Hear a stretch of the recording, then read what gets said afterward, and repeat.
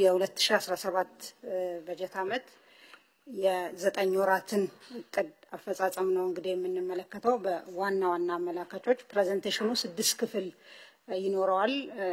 ዓለም አቀፍ የኢኮኖሚ አዝማሚያን እንመለከታለን በተወሰነ ደረጃ፣ ከዛም ለኢትዮጵያ ምን እንደምታ ይኖረዋል የሚለውን በተወሰነ ደረጃ እናይና የማክሮ ኢኮኖሚና የሪፎርም አፈጻጸም ውጤቶችና አዝማሚያዎች እንደምታውቁት ይሄ ዓመት ኦፍ ኮርስ ከዚህም ቀደም ያሉ ዓመታት በሪፎርም ማዕቀፍ ውስጥ ነው እቅዳችንን እየተገበርን ያለነውና በአጠቃላይ የሪፎርም አፈጻጸም እና የማክሮ ኢኮኖሚ ዋና ዋና አመላካቾችና በዘርፎች ደግሞ ለማክሮ ኢኮኖሚ ዋና ዋና አመላካቾች ቀጥታ እንደምታ ያላቸውን እናያለን ማለት ነው።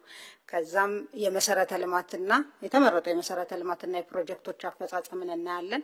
ማህበራዊ አካታችነትን እንደዚሁም አይበገሬ ኢኮኖሚ ሬዚሊየንት የሆነ ኢኮኖሚ ከመገንባት አኳያ እየተሰሩ ያሉ ስራዎችንና አንዳንድ ውጤቶችን ወደ ኋላም ወደፊትም ሄደት ብለን እናያለን። በአምስተኛነት የሰላም የዲፕሎማሲና የትብብር ሁኔታ ምን ይመስላል ባለፉት 9 ወራት የሚለውን እናያለን። መጨረሻ ላይ ትኩረት የሚሹ ጉዳዮችን አነሳለሁ ማለት ነው። ክፍል 1 ዓለም አቀፍ የኢኮኖሚ አዝማሚያና በኢትዮጵያ ላይ የሚኖረውን አንደምታ ስንመለከት እንግዲህ 2025 ዓመቱ ሲጀምር ጃንዋሪ ላይ የወጣት ትንበያ እንደሚያሳየው የዓለም ኢኮኖሚ በ3.3 በመቶ እንደሚያድግ ነው። እንግዲህ ያደጉት ሀገራት ደግሞ ወደ 1.9 በመቶ እንደሚያድጉ ይጠበቃል። ይሄ ከአምናው በጣም ትንሽዬ ጭማሪ ነው ያለው። የዓለምንም አማካይ ስንመለከት ያደጉ ሀገራትን ደግሞ የተወሰኑ ሀገራትን ስንመለከት የአሜሪካ እድገት 2.7 በመቶ እንደሚሆን ይጠበቃል። አውሮፓን ስንመለከት 1 በመቶ እንደሚያድግ ይጠበቃል። የቻይና ስንመለከት እንደዚሁ የተወሰነ ከአምና ቅናሽ ይኖራል። ከሳራ በታች ያሉ ሀገራት ከአምና የተሻለ እድገት እንደሚያስመዘግቡ ይጠበቃል። 4.2 በመቶ እንደሚያድግ ይጠበቃል። የኢትዮጵያ አመቱን ስንጀምር ትንበያው 8.4 በመቶ እንደምናድግ ነው። ይሄ በጣም ኮንሰርቫቲቭ ነው። መሀል ላይ መልሰን ለመፈተሽ ጥረት አድርገናል። አንዳንድ አመላካቾች ኋላም እንደምናየው ይሄን ትንበያ ስናደርግ 8.4ን ታሳቢ ካደረግነው በላይ ውጤት እንዳስመዘገቡ ያሳያል። ለአሁን ግን ይዘን ያለነው 8.4 ነው ማለት ነው። ሌላኛው እንግዲህ ከዓለም አቀፍ አዝማሚያዎች የኛን የልማት እንቅስቃሴ እንደምታ ያላቸው ውስጥ አንዱ የዓለም አቀፍ ኢኮኖሚ ትብብር ነው። ከዚህ አኳያ በአጠቃላይ ከኮቪድ በፊትም ቢሆን የዓለም አቀፍ የኢኮኖሚ ትብብር ይሄ ኦፊሻል ዴቨሎፕመንት አሲስታንስ የምንለው በእጅጉ መቀዛቀዝ ያሳየበት ነው። በተለይ ከጥራት አኳያ ማለት ነው። ይሄ በገንዘብ ብቻ ያለን ሳይሆን ቴክኒካል ሰፖርትን የሰብአዊ ድጋፍን ጨምሮ የሚይዝ በመሆኑ በተለይ ልማት ላይ የሚያተኩረው የዓለም አቀፍ የልማት ትብብር እየተቀዛቀዘ የመጣ የነበረ መሆኑን ማየት ይቻላል። ሀገራት የልማት ትብብራቸውን የውጭ ጉዳይ ፖሊሲ ማስፈጸሚያ የማድረግ አዝማሚያዎችን ማየት እንችላለን። የተለያዩ ሀገራት አደረጃጀታቸውን ሁሉ መልሰው እየፈተሹ ነው ያሉትና ይሄ ለኢትዮጵያ ያለው እንደምታ በእርግጥም የጀመርናቸው ስራዎች እንዳሉ ሆኖ በራስ አቅም ልማትን ማሳካት የሚለውን የበለጠ የሚያጎላ ለዚህ እውነትም አስፈላጊነት ትልቅ ማሳያ የሆነ ትሬንድ ነው ማለት ነው እና ይሄን ይመስላል ዓለም አቀፍ የልማት ትብብር ትሬንድ። ሌላው የዓለም አቀፍ ንግድ ሁኔታ ነው። በአጠቃላይ የንግድ እንቅስቃሴ 2025 ላይ ጥቅምት አካባቢ የነበረው ትንበያ 3.3 በመቶ ያድጋል ነበር። አሁን በቅርብ የነበረው የንግድ ጦርነት የታሪፍ ጦርነትን በመከተል የዓለም የንግድ ድርጅት የዓለም ንግድ ከ3.3 ወደ 3 በመቶ እንደሚቀዛቀዝ ያመለክታል። በቀጣይ የሚኖረው የታሪፍ ሁኔታ፣ የንግድ ጦርነት ሁኔታ፣ የተገማችነት ሁኔታ አጠቃላይ የንግድ እንቅስቃሴን ቁጥሮች አሁን ባየነው መጠን ላይ ቀጥሉ እንደሚችሉ አመላካች ነው ማለት ነው። በመጨረሻም እንግዲህ ይህ የዓለም የታሪፍ ጦርነት በኢትዮጵያ ኢኮኖሚ ላይ ሊኖረው የሚችለውን ውጤት እየተፈተሸ ነው ያለው በየሚመለከተው ግን አሁን ባለንበት ሁኔታ ለምሳሌ ታሪፍም ተጥሏል የተጣለው ታሪፍ በአለም አቀፍ የንግድ ስርዓት ላይ ቀደም እንዳየነው የሚፈጥረው መናጋት በኢትዮጵያ ላይ ሊኖረው የሚችለውን ተጽዕኖ መጤን አለበት ይሄ ተገኘም እድልም ተደርጎ ሊወሰድ ይገባል ለምሳሌ ከተጣለው ታሪፍ ውስጥ ከኛ በጣም እጅግ የበለጠ ግን የኛ አይነት ሸቀጦችን የሚያቀርቡ አገራት የተጣለባቸው ተወዳዳሪነታቸው የተጎዳ በመሆኑ ያን እድል ለመጠቀም ስራ መስራት ያስፈልጋል አንደኛው የተፈጠረውን የገበያ ሁኔታ ጥቅም ላይ ለማዋል ያለንን ምርትና ምርታማነት በመጨመር ባሉት ፋብሪካዎች ያን ገበያ እድል መጠቀም ነው ሌላኛው ይሄን የታሪፍ ጦርነት ጋር ተያይዞ የሚመጣውን ተጽዕኖ ለመቻል ማለት ነው ወደ ተለያዩ አገራት ኢንቨስትመንታቸውን የሚያንቀሳቅሱ ኢንቨስተሮች ቢኖሩ ይሄን እድል ለመጠቀም ጥንቃቄ የተሞላበት እንቅስቃሴ ማድረግና ይሄን እድል መጠቀምም ሌላው የሚታይ ነገር ነው ማለት ነው የኛም እንቅስቃሴ ወሳኝ ይሆናል ማለት ነው ይሄን የመጣውን አንሰርቴኒቲ ወደ እድል ቀይሮ ኢኮኖሚያዊ ተጠቃሚነትን ለማስፋት ማለት ነው እንግዲህ በአጠቃላይ ያለም አቀፍ የኢኮኖሚ ሁኔታ አዝማሚያ ይሄን ይመስላል በክፍል 2 የማክሮ ኢኮኖሚ እና የሪፎርም አፈጻጸም ውጤቶችን እናያለን ለማስታወስ አክል እንደምታስታውሱት 2016 በጀት ዓመትን ስንጀምር ያስቀመጥነውን የ10 ዓመት እቅድ ያስቀመጥናቸውን ግቦች ማሳካት እንድንችል ተከታታይ የሆኑ ሪፎርሞችን ማድረግ አስፈላጊ በመሆኑ የመጀመሪያውን ምዕራፍ የኢኮኖሚ ሪፎርም ስናጠናቀቅ ሁለተኛውን ምዕራፍ ሀገር በቀል የኢኮኖሚ ሪፎርም አዘጋጅተን ወደ ትግበራ ገብተናል አራት ምሰሶች እንደነበሩት ለማስታወስ ነው የመጀመሪያው የማክሮ ኢኮኖሚ መረጋጋትን ማረጋገጥ ነው ሁለተኛው የዘርፎችን የማምረት አቅም ምርታማነትና ተወዳዳሪነት ማሳደግ ነው የኢንቨስትመንትና የንግድ ከባቢን ማሻሻል ሌላኛው ምሰሶ ነበረ የአገር በቀል ኢኮኖሚ ማሻሻያ አራተኛው ደግሞ እነዚህ ሁሉ የኢኮኖሚ ማሻሻያዎች ውጤታማ የሚሆኑት ወይም ውጤታማ እንዳይሆኑ የሚገድባቸው ነገር የመንግስት የመፈጸም አቅም ነው በዚህም ምክንያት በዚህ የኢኮኖሚ ሪፎርም ውስጥ የመንግስት የመፈጸም አቅም ማጎልበት በተለይ አሁን በስፋት የጀመርነውን የመንግስት ሴክተር ሪፎርም ፐብሊክ ሴክተር ሪፎርም የሲቪል ሰርቪስ ሪፎርም ማለት ነው እንደ ወሳኝ ፒላር ድሮ አስቻይ ብለን የምንለውን ግን ይሄ ወሳኝ ፒላር ነው በዚህ ሌቭል ታይዞ መሰራት አለበት በማለት ወደ ስራ ገብተናል አሁን ማቀርብላችሁን የቅድ አፈጻጸም በእነዚህ ፒላሮች አኳያ ቃኛቸዋለሁ ማለት ነው መጀመሪያ የተረጋጋ ማክሮ ኢኮኖሚ የሚለውንና ምርታማነትና ተወዳዳሪነት የሚለውን ሁለቱም ፒላር አንድ ላይ አያይዤ ሪፖርቱን አቀርባለሁ ከእድገት አኳያ ይሄ ከዚህ ቀደምም አመቱን ስንጀምር የተነጋገርነው ነው እንደምታስታውሱት 8.4% የኢትዮጵያ ኢኮኖሚ እንደሚያድግ በዚህም በተለይ ማኒፋክቸሪንግ ዘርፍ እድገት ከሎቤዝ እየተነሳ ያለ እንደመሆኑ እድገቱን የሚመራ መሆኑን ያሳያል ኢንዱስትሪ በአጠቃላይ 12.8% ያድጋል ማኒፋክቸሪንግ ግን በ12% ያድጋል ሌሎቹም ዘርፎች ግን ሮበስት የሆነ በጣም ጠንካራ ፖዚቲቭ የኢኮኖሚ እድገት እንደሚያስመዘግቡ ነው እንግዲህ የመጀመሪያው ግመታ ያሳየው ከዚህ አኳያ ወሳኝ አመላካች በማክሮ ኢኮኖሚው የሪፎርሙም ውጤት ተደርጎ የሚወሰደው የቁጠባና ኢንቨስትመንት ሁኔታ ነው በሀገር ውስጥ ቁጠባና ኢንቨስትመንትን ስንመለከት ከጂዲፒ ያላቸው ድርሻ በጣም ከ2015 አመት በጀት አመት በፊት በነበሩ አመታት በከፍተኛ ሁኔታ መቀዛቀዝ መቀነስ ነበር የሚያሳየው እንቅስቃሴው ከዛ በኋላ ከ2015 ጀምሮ ለምሳሌ 16 እና 17ን ብቻ ብንመለከት እንኳን ኢንቨስትመንት ከጂዲፒ 16 ላይ 20% ነበረ የጂዲፒያችን በ2017 ግን የጂዲፒያችን 23.2% እንደሚሆን ኢንቨስትመንት ተሻሽሎ ማለት ነው አሁን ያሉት አፈጻጸሞች ያመላክታሉ ቁጠባ ሌላው እንግዲህ ኢንቨስትመንት የሚመነጨው ከቁጠባ ስለሆነ ቁጠባ ከጂዲፒያችን ሲታይ የተሻለ አፈጻጸምን ነው የምናየው በ2017 2016 ላይ 14.3% ነበር 2017 ላይ ወደ 19.4 እንደሚሆን ያሳያል ማለት ነው ሌላው እንግዲህ ለእድገታችን ወሳኝ ሚና የሚጫወተው የፌደራል መንግስት ገቢ ነው።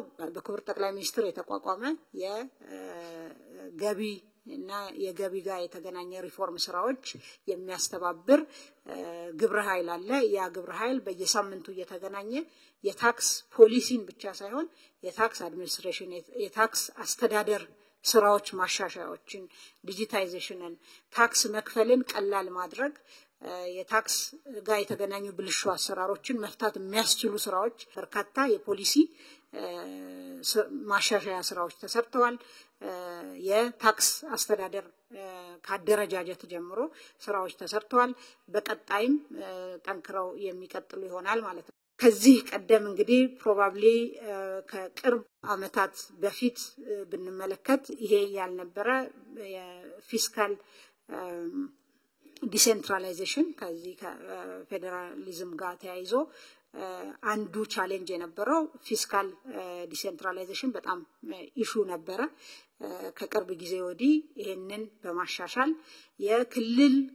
የክልሎችን ገቢ በጣም በከፍተኛ ሁኔታ ያሻሻለ የፊስካል አቅም ያሻሻለ የጋራ ገቢ ስራ ሲሰራ ቆይቷል።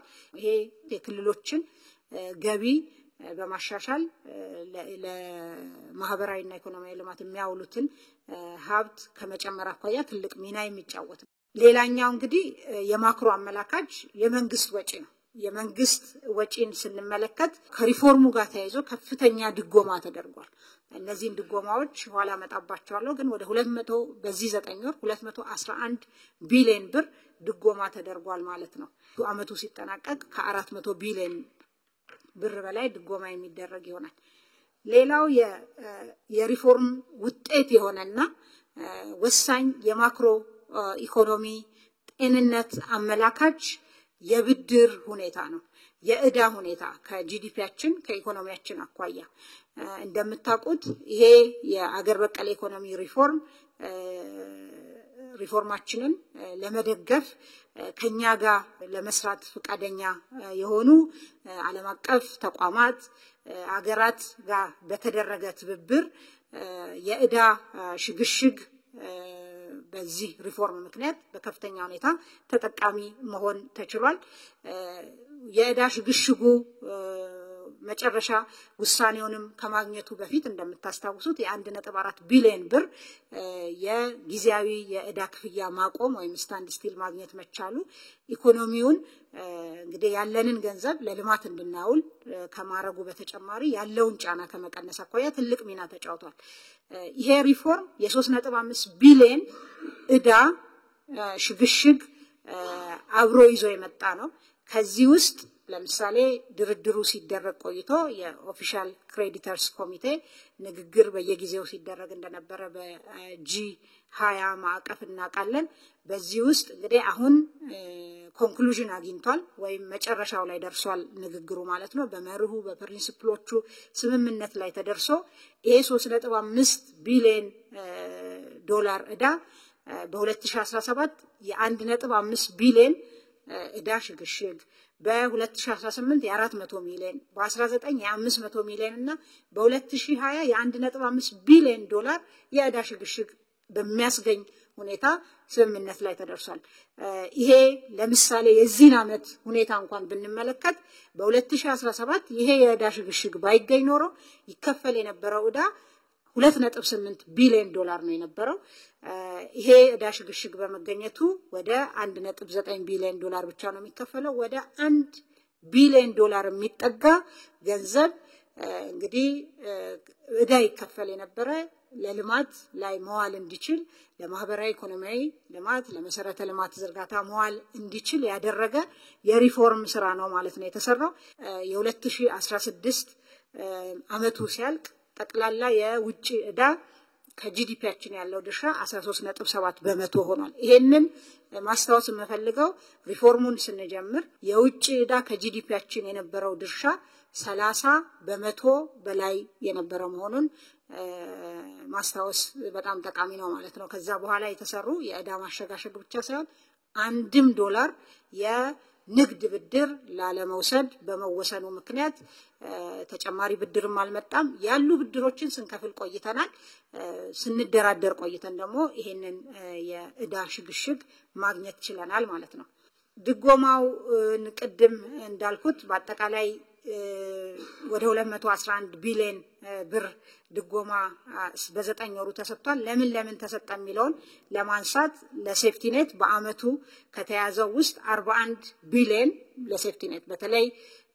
ሴፍቲ ኔት በዚህ መጠን የጨመረበት ምክንያት በሪፎርሙ ምክንያት ተጋላጭ የሆኑ ዜጎቻችን በሚመጣው ያጭር ጊዜ ተጽዕኖ ወደ ከፋ ችግር ውስጥ እንዳይገቡ ለማድረግ የተደረገ ነው ይሄ ወደ 41 ቢሊዮን በ9 ወሩ ለማዳበሪያ ወደ 62 ቢሊዮን 84 ቢሊዮን ነው ለአመቱ የተያዘው ከእያንዳንዱ ኩንታል ማዳበሪያ ውስጥ 3700 የኢትዮጵያ ብር እየተደጎመ ነው ማለት ነው አርሶ አደሩ ለመድኃኒት በለውጡ ምክንያት የሚመጣውን በመድኃኒት ዋጋ ላይ ጫና ለመቀነስ እስካሁን ድረስ 3.5 ቢሊዮን ብር ድጎማ ተደርጓል ዘይት ወደ 6 ቢሊዮን ብር ተደርጓል ደሞዝ ወደ 38 ነዳጅ በትሬጀሪ በኩል 60 ቢሊዮን በነዳጅ ድርጅቱ በኩል ያለውን 40 ስንጨምር 100 ቢሊዮን ብር በ9 ወሩ ብቻ ለነዳጅ ድጎማ አድርገናል ማለት ነው ኢኮኖሚያችን ውስጥ የመንግስት ልማት ድርጅቶቻችንን እንግዲህ የሪፎርም ስራ በመጀመሪያው ምዕራፍም በተሰራው በሁለተኛው ምዕራፍም በተሰራው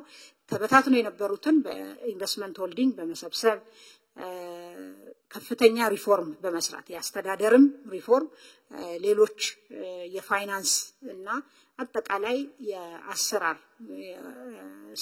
የአሰራር ሪፎርም በማድረግ ኦልሞስት ሁሉንም አሁን በመናወራበት ሰዓት ትርፋማ ማድረግ ተችሏል ይሄ እንግዲህ የ9 ወር አፈጻጸም ነው ጠቅላላ ገቢ የመንግስት ልማት ድርጅቶች 1.5 ትሪሊዮን ብር ሆኗል ማለት 9.3 ቢሊዮን ዶላር የውጪ ምንዛሪ ግኝት አምጥቷል ከአምና በ10% የጨመረ ነው ታክስ 98 ቢሊዮን ከፍሏል በ9 ወሩ ከአምና ጋር ሲወዳደር 56% ጭማሪ ያለው ለመንግስት ትርፍ ድርሻ ሰብስበዋል ወደ 19 ቢሊዮን ከአምናው 29% ይሄ የሚያስተዳድሩት በመንግስት ቦታ ሆነው የሚያስተዳድሩት ነው 29% ጭማሪ ያለው የመንግስት ትርፍ ድርሻ ለገንዘብ ሚኒስቴር ገቢ ደግሞ 14.5 ቢሊዮን አድርገዋል ከአምና አኳያ 63% ጭማሪ ያለው ማለት ነው በኢትዮጵያ ኢንቨስትመንት ሆልዲንግ እና በአጠቃላይ በሶቨሬን ዌልዝ ፈንዱ የተሰሩ ብሬክስሩስ ተብሎ የሚባሉ ጉዳዮች አንዱ እንደምታውቁት የሴኩሪቲ ፕሪንቲንግ ሳይቀር ውጪ ልከን ነበር የምናሰራው ፓስፖርትንም ሆነ ሌሎች ነገሮችን አሁን በዚህ አመት ወደ ስራ ገብቶ አዲሱን ፓስፖርታችንን ማተም የጀመረ የኢትዮጵያ ኢንቨስትመንት ሆልዲንግ ከጃፓን ሌላ ድርጅት ጋራ ቶፓን ግሩፕ ጋር ቶፓን ግራቪቲ ኢትዮጵያ የሚባል ድርጅት በማቋቋም ወደ ስራ ተገብቷል አጠቃላይ ሴኩሪቲ ፕሪንቲንግን በሀገር ውስጥ ማድረግ እንድንችል ትልቅ እመርታ ያመጣ ስራ ነው ማለት ነው ሌላኛው የኢትዮጵያ ሰነደ መዋዕለ ንዋይ ገበያ ነው ሴኩሪቲስ ኤክስቼንጅ ማርኬት መጀመሩ በተለይ ከኢአይኤች አኳያ የዚህ ሼር ሆልደርም በመሆኑ የራሱ ሚና አለው ኋላ ግን በዛ በሴኩሪቲስ ኤክስቼንጅ የተሰሩ ስራዎችን አነሳለሁ በተወሰነ ሌላኛው ወሳኝ ስራ ኢትዮ ግሪን ኩባንያ መቋቋሙ ነው ይሄ እንግዲህ እንደምታስታውሱት ባለፈው የእንግሊዝ ምክትል ጠቅላይ ሚኒስትር በመጡ ጊዜ ስምምነት የተደረሰበት ነው በዋናነት በመኖ ማምረት በእንስሳት ሀብት ልማት ዙሪያ በአጠቃላይ በዚህ ላይ ባሉ ቫልዩ ቼን ላይ የሚሰራ ነው ማለት ነው ይሄ ትልቅ እመርታ ነው በዚህ ዘርፍ ከተገኙ ውጤቶች ውስጥ ነው ማለት ሌላኛው በማክሮ ውስጥ እንደ አመላካች የምናየው የውጪ ምንዛሪ አስተዳደር ሪፎርም እና ከዛ ጋር የተያዙ እቅዶች አፈጻጸም ነው ከዚያ አኳያ የሬሚታንስ ፍሰት ባለፉት 8 ወራት የ9 ወር መረጃ አልደረሰም ባለፉት 8 ወራት ስንመለከት 3.68 ቢሊዮን ብር ከኢትዮጵያና ትውልደ ኢትዮጵያውያን በግለሰቦች የተላለፈ ገንዘብ ነው ይሄ ከአምና ጋር ሲወዳደር የ17% ጭማሪ ያለው ማለት ነው ይሄ ለሪፎርሙም በተወሰነ ደረጃ ምላሽ መስጠቱን ያሳያል። ቀሪ ስራዎች ቢኖሩትም ይሄ እንግዲህ በግለሰቦች ብቻ የተላለፈው ነው። በኤንጂኦዎችና ሌሎች በዚህ ሬሚታንስ ውስጥ የሚካተቱትን ስንጨምር ይሄ ቁጥር ከዚህ ከፍ ያለ ነው። የሌላው የውጪ ምንዛሪ አስተዳደር ሪፎርም ጋር ተያይዞ ትልቅ ለውጥ ያየነበት ትልቅ ውጤት ተብሎ የሚወሰደው የውጪ ምንዛሪ ሪዘርቭ ክምችታችን የጨመረበት ነው። ይሄ ትልቅ ውጤት የሪፎርሙም ውጤት ተደርጎ መወሰድ ያለበት ነው። ሌላኛው የገንዘብ ፖሊሲ በከፍተኛ ሁኔታ ዘመናዊ የማድረግ ስራ ሲሰራ ቆይቷል። የገንዘብ ፖሊሲያችን ድሮ በኳንቲቲ ቤዝድ የነበረ ዘመናዊ ያልሆነ ከነበረበት ወደ ዘመናዊ ዋጋ ላይ መሰረት ያደረገ የገንዘብ ፖሊሲ ሽግግር እየተካሄደ ነው ያለው። ከዚህ አኳያ ለምሳሌ የብሔራዊ ባንክ በኩል የሚደረግ የገንዘብ ገበያ ስርዓቶች አሉ። የኦፕን ማርኬት ኦፕሬሽንስ የሚባለው ማለት ነው። ይሄን ኦፕን ማርኬት ኦፕሬሽን በነፃ በውድድር ላይ የተመሰረተ 19 የሚሆኑ ተካሂዷል ባለፉት 8 ወራት። ይሄም ለበርካታ አመታት የኢትዮጵያ በጀት ዴፊሲትን ለመሙላት ከገበያ የሚገኝ የተወሰነ ነገር ቢኖርም በአብዛኛው ቀጥታ ብድር ከብሔራዊ ባንክ ይወሰድ ነበር። ባለፉት 9 ወራት 1 ብር ከብሔራዊ ባንክ ቀጥታ ብድር ለትሬጀሪ አልተሰጠም ማለት ነው። ይሄ የሪፎርሙ ትልቅ ውጤት ዘመናዊ የሆነ የገንዘብ ፖሊሲን ፕሩደንት የሆነ የፊስካል ፖሊሲን ከመተግበር አኳያ የተገኘ ውጤት ነው ማለት ነው። ብሔራዊ ባንክ ከሚያደርገው የገንዘብ ገበያ ላይ ከሚያደርገው እንቅስቃሴ በተጨማሪ በባንኮች መካከል በፊት ያልነበረ በሪፎርሙ ወደ ስራ የገባ የውጭ ምንዛሪና የኢትዮጵያ ገንዘብ ገበያ ስርዓት ተጀምሯል። ይሄንን ግብይት ፋሲሊቴት ያደረገው ያሳለጠው የኢትዮጵያ ሴኩሪቲስ ኤክስቼንጅ ነው። በአጠቃላይ ከሪፎርሙ አኳያ የገንዘብ ፖሊሲ ሪፎርማችንም ውጤታማ መሆኑን የሚያሳይ ነው። በቀጣይ የምገባው የኤክስፖርት አፈጻጸም ላይ ነው። ኤክስፖርት እንግዲህ በእቅድ ያዝናቸው ነገሮች ነበሩ። በ10 አመትም በ3 አመት እቅዳችንም ከዛም በአመት በሚመነዘሩ እቅዶች የተያዘ ግብ ነበር። ግን ለሪፎርሙ ምላሽ በተለይ ኢኮኖሚያችን የሰጠ ለመሆኑ ትልቅ ማሳያ የሆነ አፈጻጸም ነው ባለፉት 9 ወራት የነበረው። የኢትዮጵያ ኤክስፖርት እንደምታውቁት ከ3 ቢሊዮን ለማለፍ በጣም ሳይችል ለዘመናት የቆየ የነበረ ነው። እንግዲህ ባለፉት አመታት በተሰሩ የሪፎርም ስራዎች በተለይ ደግሞ በዚህ አመት በዋናነት የተሟላ ማክሮ ኢኮኖሚ ማሻሻያ ኤክስፖርት በ9 ወሩ የሸቀጦች ኤክስፖርት 5.3 ቢሊዮን ዶላር ማስመዝገብ ተችሏል። ይሄ ከአምና ጋር ሲወዳደር በ108% ይበልጣል ማለት ነው። ከባለፈው ተመሳሳይ ወቅት ጋራ ሲነጻጸር ሁሉም ጭማሪ ያሳያሉ። ግብርና በ34% ተጨማሪ አለው። ማኒፋክቸሪንግ በ18%፣ ማዕድን በከፍተኛ ሁኔታ ከአምናው ፈጽሟል ማለት ነው። ኤሌክትሪክም እንደዚሁ 188% ተጨማሪ ያሳያል። ጥራጥሬና ቅባት እህሎች አካባቢ የተወሰነ ቅናሽ ያሳያል። በተለይ የ8ኛ ወር ላይ ያሉ አንዳንድ ቻሌንጆች አሉ። ግን ይሄም በቀጣይ የዓለም ዋጋ የተሻለ ከመሆኑ ጋር ምርትም ስንመለከት እነዚህ ምርቶች የተሻለ ምርት አላቸው። በተለይ በክልሎች ያለ የሰላም ሁኔታ የራሱን ደምታ አለው። በቅባት እህሎች በጥራጥሬ ላይ ያ እየተስተካከለ ሲመጣ ይሄም በአመቱ የተያዘለትን እቅድ የሚያሳካ ይሆናል። በእርግጥ የኮንትሮባንድ ቻሌንጅም እንደዚሁ ተያይዞ ይነሳል ከነዚህ ምርቶች ጋር። ሌሎችም እዚህ ያላመጣቸው ሸቀጦች አሉ። የኤክስፖርት ሸቀጦች እንደዚሁ ተግዳሮት የሚያጋጥማቸው በአጠቃላይ ከንግድ ስርዓቱ ጋር ተያይዞ ማለት ነው። ሌላኛው ዋና የማክሮ ኢኮኖሚው አፈጻጸም አመላካች የውጭ ቀጥተኛ ኢንቨስትመንት አፈጻጸም ነው። የውጭ ቀጥተኛ ኢንቨስትመንት የ8 ወራት መረጃ ነው እዚህ ያለን። የእቅዳችንን 77% ፈጽመናል። በ8 ወራት ወደ 2.5 ቢሊዮን ዶላር ኢንቨስትመንት ስበናል። በዚህ ውስጥ የተሰጠ ፍቃድ አለ። እንግዲህ ወደ 63 ፍቃዶች ተሰጥተዋል ባለፉት 8 ወራት። በዘርፍ ስንመለከተው በግብርና 10 በማኒፋክቸሪንግ 207 በአገልግሎት ዘርፍ ደግሞ 146 ፍቃዶች ሰጥተናል። በባለቤትነት ስናየው 143 የውጪ ፍቃድ ሰጥተናል ለውጪ ኢንቨስተሮች በጥምረት ወደ 44 የሚሆኑ የሀገር ውስጥና የውጪ ባለሀብቶች ጥምረት የሀገር ውስጥ ደግሞ ወደ 33 የሚሆኑ አዳዲስ ፍቃዶች ወጥተዋል። ወደ ማምረትና አገልግሎት መስጠት የተሸጋገሩ ኢንቨስትመንቶች አሉ። እቅዳችን 161 ኢንቨስትመንቶች በስራ ላይ የነበሩ ወደ ማምረትና አገልግሎት መስጠት ይሸጋገራሉ የሚል ነበር። 141 የሚሆኑት ተሸጋግረዋል ማለት ነው። ሌላው የማክሮ ኢኮኖሚ አፈጻጸም አመላካች ኢምፖርት ነው። ኢምፖርትን ስንመለከት ባለፉት 8 ወራት ለኢምፖርት 11.9 ቢሊዮን ዶላር ከፍለናል። ከአምናው የ1.2% ጭማሪ ያለው ኢምፖርት ግርድፉ ቁጥሩ ሳይሆን ምን ኢምፖርት አደረግን የሚለው የበለጠ ለኢኮኖሚያችን ያለውን እንደምታ ያሳያል።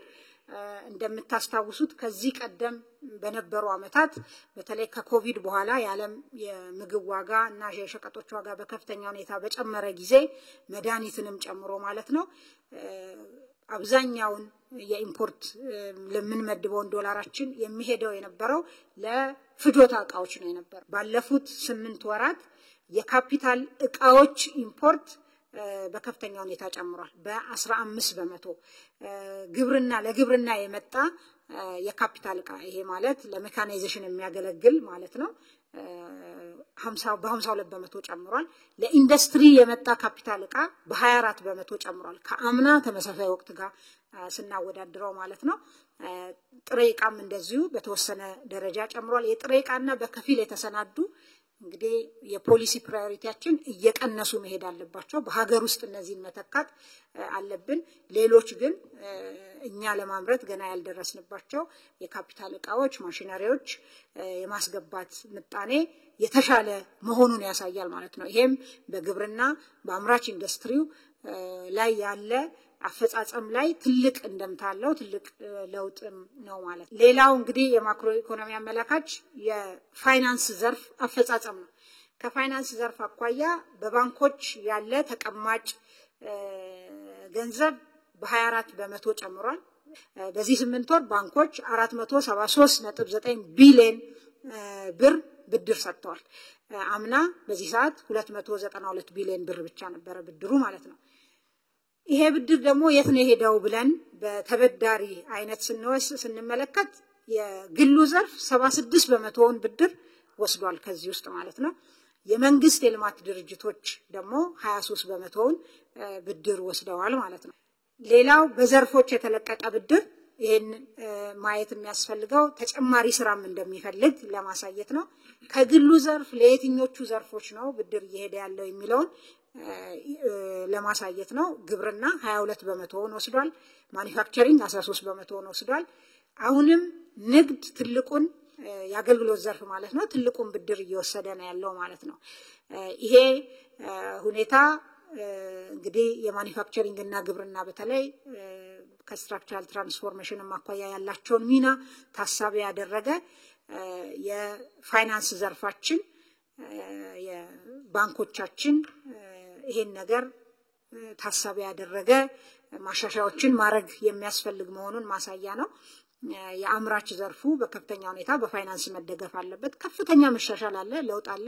ይሁንና አሁንም የአገልግሎት ዘርፎች ላይ ትልቅ የብድር ሁኔታ እንዳለ ያመለክታል። ሌላኛው አመላካች እንግዲህ ካልነበረበት ወደ መኖር የመጣው የዲጂታል ፋይናንስ አፈጻጸም ነው። ዲጂታል ኢኮኖሚ አንዱ ከአምስቱ ወሳኝ ፒላሮች ውስጥ ተደርጎ የተወሰደ በመሆኑ አስቻይ ሁኔታዎችን በመሰረተ ልማት የህግ የፖሊሲ ማዕቀፎች ማሻሻል እና ሌሎች ማበረታቻዎች ማድረግ በመቻሉ ከፍተኛ ለውጥ እያመጣ ያለ ዘርፍ ነው። ባለፉት 9 ወራት 7.73 ቢሊዮን ብር በዲጂታል መልክ ቁጠባ ተሰጥቷል። በዚህ ውስጥ ቴሌብር ትልቁን ድርሻ ይወስዳል ማለት ነው። ይሄ ከአምና ተመሳሳይ ወቅት ጋር ሲወዳደር የ38% ጭማሪ ያለው ትልቁ ደግሞ የፋይናንስ አካታችነትን የሚወስን ነገር ውስጥ አንዱ እንግዲህ ዜጎች ገቢያቸው ዝቅተኛም የሆነ ኮላተራልም ባያስይዙ የፋይናንስ ገበያ ውስጥ ተሳትፈው የራሳቸውን ላይቭሊሁድ የተሻለ ማድረግ ይችላሉ የሚለው ነው። ከዚህ አኳያ የዲጂታል ፋይናንስ ወደ ስራ መግባት ትልቅ ሚና ተጫውቷል። ባለፉት 9 ወራት በ2017 26.7 ቢሊዮን ብር ማይክሮ ብድር በዲጂታል ተሰጥቷል። ይሄ የቴሌብር አሁንም ትልቁን ሚና ይወስዳል። አምና በዚህ ሰዓት 5.7 ቢሊዮን ብር ብቻ ነው በማይክሮ ቁጠባ የተሰጠው በዲጂታል። ዘንድሮ እንግዲህ ይሄ በ369% አድጓል ማለት ነው። ስለዚህ የፋይናንስ አካታችነታችንም በዚሁ መጠን ተሻሽሏል የሚለውን ያሳያል። በዲጂታል የተከናወነ ግብይት በአጠቃላይ 12.51 ትሪሊዮን ብር ነው በዚህ 9 ወር ውስጥ። አምና በተመሳሳይ ሰዓት 6.7 ትሪሊዮን ብር ነው የነበረው።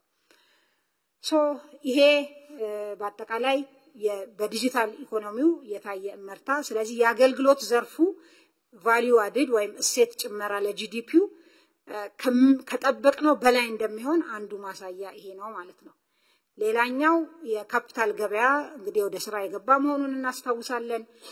ቅድም ያልኩትን በባንኮች መካከል የተደረገን የገንዘብ ገበያ አሳልጧል። 500 ቢሊዮን በላይ አንድ ባንክ በዚህ ሊስት አድርጓል ሼሩን። ለ9 የካፒታል ገበያ አንቀሳቃሾች ፍቃድ ተሰጥቷል። ለ2 ኢንቨስትመንት ባንኮች፣ ለአንድ ሴኩሪቲስ ዲለር፣ ለአማካሪዎች በአጠቃላይ 9 ለሚሆኑ ፍቃድ ተሰጥቷል።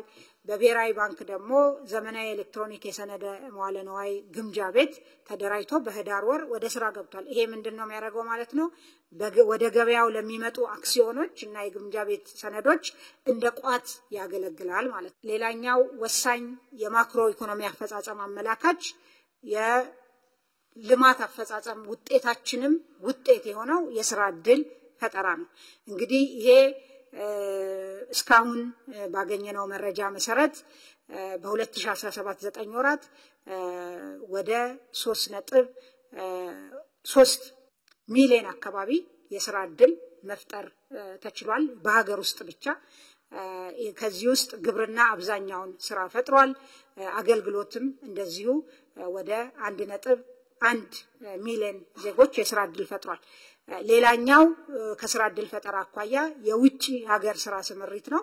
ባለፉት 9 ወራት ለ344790 የሚሆኑ ዜጎች የውጪ ሀገር ስራ ስምሪት ተደርጓል። የዲጂታል ኢኮኖሚው ፍሎሪሽ ማድረግ ጋር ተያይዞ የሚመጣው የሪሞት ስራዎች እዚህ ሆነው ለማይክሮሶፍት የሚሰሩ እና ለሌሎች ተቋማት የሚሰሩ ወጣቶች በዶላር የሚከፈላቸው መፍጠር ተችሏል።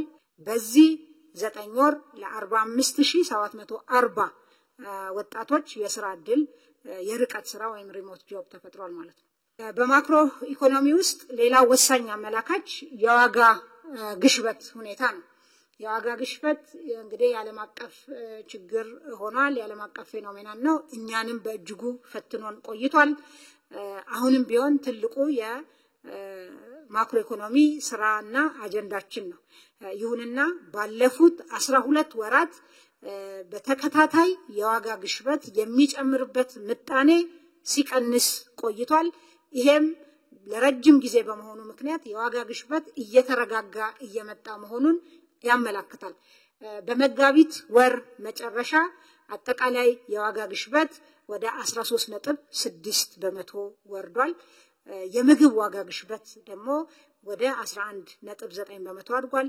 ምግብ ነክ ያልሆኑ ሸቀጦች ዋጋ ግሽበት ደግሞ ወደ 16.2 በመቶ ወርዷል ማለት ነው። ይሄም ከሪፎርሙ ጋር ተያይዞ የሚጠበቅ ጫና የነበረ ቢሆንም ከዋጋ ግሽበት አኳያ የተሰሩ ስራዎች ከምርትና ምርታማነትን መጨመር፣ የገበያ ሁኔታን የማስተካከልና የማዘመን፣ የቁጥጥር አቅም የማሳደግና በአጠቃላይ በገበያ ውስጥ ያለን የገንዘብ ሁኔታ የገንዘብና ጥብቅ የገንዘብና የፊስካል ፖሊሲ በመከተል የተገኘ ውጤት ነው ማለት ነው።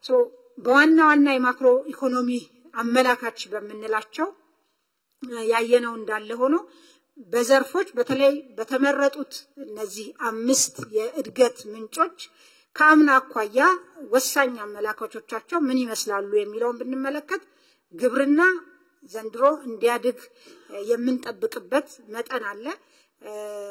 ግን ከአምና ጋር ሲወዳደር ልዩነቱ በጣም ከፍተኛ ነው። ለምሳሌ አምና በመኸር 17.5 ሚሊዮን ሄክታር ነው ያረስነው። ዘንድሮ 20.57 ሚሊዮን ሄክታር አርሰናል። ከመኸር አምና 507 ሚሊዮን ኩንታል ሰብስበናል። ዘንድሮ 610 ሚሊዮን ኩንታል ሰብስበናል። ስንዴን የመኸርን ብቻ ስናይ አምና 122 ሚሊዮን ኩንታል ነው የሰበሰብነው። ዘንድሮ 152 ሚሊዮን ኩንታል ሰብስበናል። ኩታ ገጠም በተለይ የቴክኖሎጂ የሜካናይዜሽን ስራችንን ውጤታማ የሚያደርግ ምርትና ምርታማነትን የተሻለ የሚያደርግ ስራ ነው። አምና 8.67 ሚሊዮን ሄክታሩ በመኸር ከታረሰው ውስጥ በኩታ ገጠም የተሸፈነ ሲሆን ዘንድሮ 11.83 ሚሊዮን ሄክታር ኦልሞስት ከ50% በላይ የመኸር እርሻችንን በኩታ ገጠም ነው ያረስነው ማለት ነው። በእንስሳት ሀብት ልማቱም እንደምታውቁት የሌማት ትሩፋት ኢኒሼቲቭ ወደ ስራ ከገባ በኋላ ከፍተኛ ለውጥ እየታየበት ያለ ዘርፍ ነው። ወተት፣ እንቁላል፣ ማር እዚህ እንደምትመለከቱት ከፍተኛ ለውጥ ያመጡ ዘርፎች ናቸው ማለት ነው። ሌላው ባለፉት 5 ዓመታት እና 6 ዓመታት ቡና ላይ ከፍተኛ ስራ ሲሰራ ነው የነበረው። በቡና የተሸፈነ መሬት ባለፉት 5 ዓመታት 11 በመቶ ጨምሯል።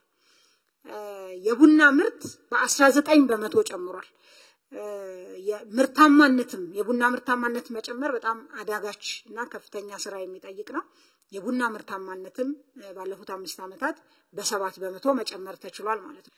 ሌላኛው ማዳበሪያ በ9 ወር ብቻ ብንመለከት ከአምና በ4 ሚሊዮን ኩንታል የበለጠ የ9 ወሩ ብቻ ማለት ነው።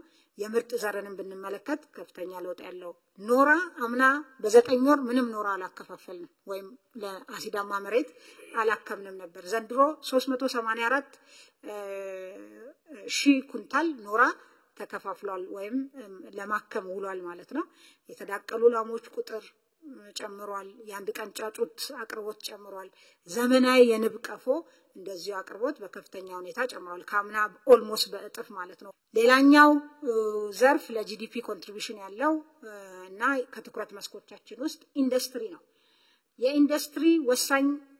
የኢንዱስትሪ ላይ የሚመጣ እድገት ወሳኝ አመላካች ዓለም አቀፍ አመላካች የኢነርጂ ኮንሰምፕሽን ነው። ኢንዱስትሪዎቻችን ባለፉት 9 ወራት የተጠቀሙት ኢነርጂ ከአምና ተመሳሳይ ወቅት ጋር ሲወዳደር የ29 በመቶ ጭማሪ ያሳይቷል። እንግዲህ ያሉት ኢንዱስትሪዎቻችን ተጨማሪ ኢነርጂ አምና ከነበረው ከተጠቀሙት ተጨማሪ ኢነርጂ ተጠቅመዋል ማለት ነው። ይሄም አምና ካመረቱት በላይ አምርተዋል ማለት ነው። የተሸጠም የተመረተም ኢነርጂ በአጠቃላይ ግን በከፍተኛ ሁኔታ ጨምሯል። ከ60% በላይ ጨምሯል። አጠቃላይ የተመረተ እና የተሸጠ ኢነርጂ ይሄ ለሃውስሆልድ ኮንሰምፕሽንም የሚውል ኢነርጂ ስለሚሸጥ ማለት ነው። ሌላው በኢንዱስትሪ ውስጥ ወሳኝ ዘርፍ የኮንስትራክሽን ዘርፍ ነው። የኮንስትራክሽን ዘርፍ ወሳኝ ዓለም አቀፍ አመላካቾች ደግሞ የብረትና የሲሚንቶ ምርት ነው። ሲሚንቶ የብረት ምርትን ብንመለከት ከባለፈው ዓመት 8 ወር ጋር ነው ያወዳደርነው። ስናወዳደር የ25 በመቶ ብልጫ አለው። ሲሚንቶ ከአምና ተመሳሳይ ወቅት ጋር ሲወዳደር የ11 በመቶ ጭማሪ አለው ማለት ነው። ሲሚንቶም በጣም ቻሌንጅድ የነበረ ዘርፍ ነው። ወደ ኢንዱስትሪ ዘርፍ ወደ ማኒፋክቸሪንግ በተወሰነ ዲፕ ዳይቭ ማድረግ ፈልጋለሁ። የማኒፋክቸሪንግ ኢንዱስትሪ በክቡር ጠቅላይ ሚኒስትር የተቋቋመ የኢንዱስትሪ ካውንስል ከፍተኛ የሆነ ድጋፍ ሲያደርግ ቆይቷል ለአምራች ኢንዱስትሪው ዘርፍ። ከዚህ አኳያ በግብአት፣ በአቅም ግንባታ፣ በመሰረተ ልማት፣ በፋይናንስ እና በታክስ፣ በጉምሩክ፣ በሎጂስቲክ፣ በትሬድ ፋሲሊቴሽን ከፍተኛ ድጋፎች ሲደረጉ ነበር። በኢነርጂ ለምሳሌ ለ50 ኢንዱስትሪዎች ያለባቸው ይሄ ተቆጥሮ በስም ያሉ ኢንዱስትሪዎች ናቸው ያለባቸው የኃይል አቅርቦት ችግር ተፈቷል። ከዛ በተጨማሪ ሌሎች የግብአት ለአግሮ ኢንዱስትሪዎች እና ለሌሎች ኢንዱስትሪዎች የግብአት አቅርቦት የተሻለ እንዲሆን ተደርጓል። ከጉምሩክ አንፃር ለብቻቸው ለአምራች ኢንዱስትሪ አንድ መስኮት አገልግሎት ለመስጠት ስራ ተሰርቷል። ይሄም በጣም ከፍተኛ ለውጥ አምጥቷል። አምራች ኢንዱስትሪዎች ባመጡት ዋጋ ዲክሌር እንዲያደርጉ እና ፕሮሰስ እንዲያደርጉ እድል ተሰጥቷቸዋል።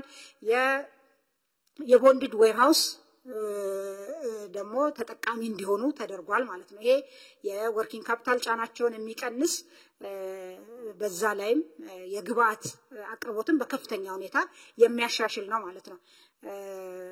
በአቅም ግንባታ ስልጠናዎች በመስጠት በየታክስ እፎይታዎችን የታክስ ማሻሻያዎችን በማድረግ እንደዚሁ ከፍተኛ ስራ ተሰራ። በዚህ ውስጥ ምን ውጤት ተገኘ?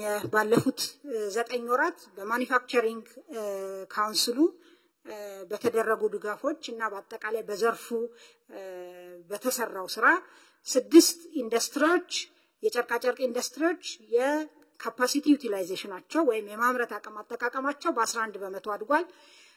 ወደ 7 የሚሆኑ የቆዳና የቆዳ ውጤቶች ኢንዱስትሪዎች አሁንም በ11.7 በመቶ የማምረት አቅም አጠቃቀማቸው አድጓል። የምግብና መጠጥ ፋብሪካዎች ደግሞ ወደ 10 የሚሆኑ በ10 በመቶ የካፓሲቲ ዩቲላይዜሽናቸው ጨምሯል። ሌላኛው ኤክስፖርት አቁሞ የነበሩ ፋብሪካዎች ነበሩ።